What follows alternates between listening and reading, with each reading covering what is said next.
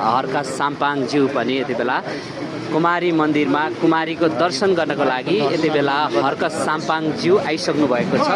तपाईले देख्न सक्नुहुनेछ। यो पाटनको कुमारी फेरि मल्लकालीन कुमारी होइन, यो चाहिँ लिच्छवीकालीन कुमारी।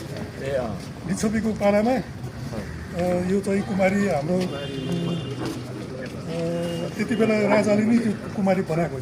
अहिले त्यो पहिला पछि आएको चाहिँ मल्लकालीन भयो।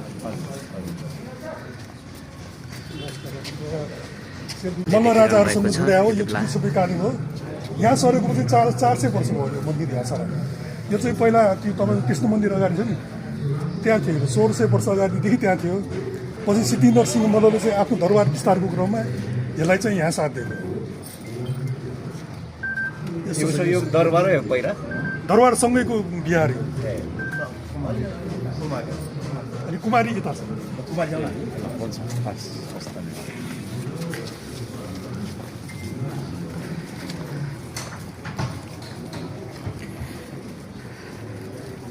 अनि यो कुमारी हो भने चाहिँ हाम्रो यो बिहारको छोरी मात्र हुनुपर्छ।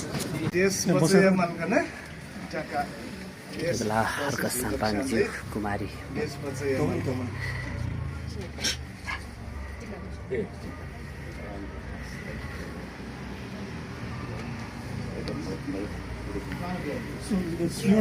तपाईँलाई फुल दिनु ल, आशीर्वाद चाहिँ दियो। देश बचाइए मान्नेमा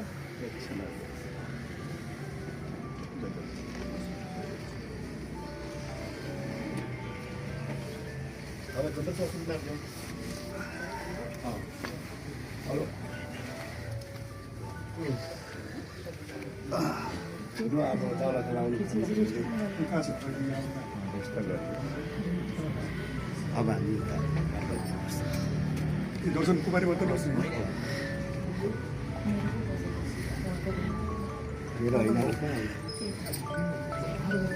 जय बाटोले गर्छ हजुर।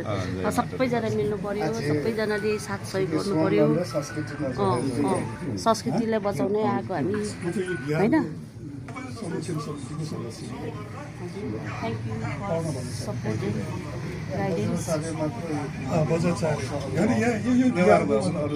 यस्तो बिहार भनेको यहाँ है 15वटा सम्पदाहरू त्यो पनि अब म धनी छु मैले गर्न सक्छ भनेर पाउँदैन। यहाँ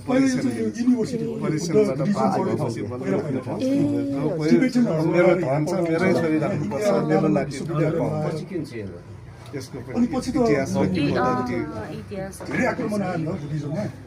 मुसलमानहरूले आक्रमण कति वर्षमा चेन्ज हुन्छ यो कुमारी चाहिँ? जसरी अब दाँत झरेपछि रगत सोलन भएपछि त्यो भएपछि त्यसपछि चाहिँ अर्को कुमारी नियुक्ति गर्नुहुन्छ।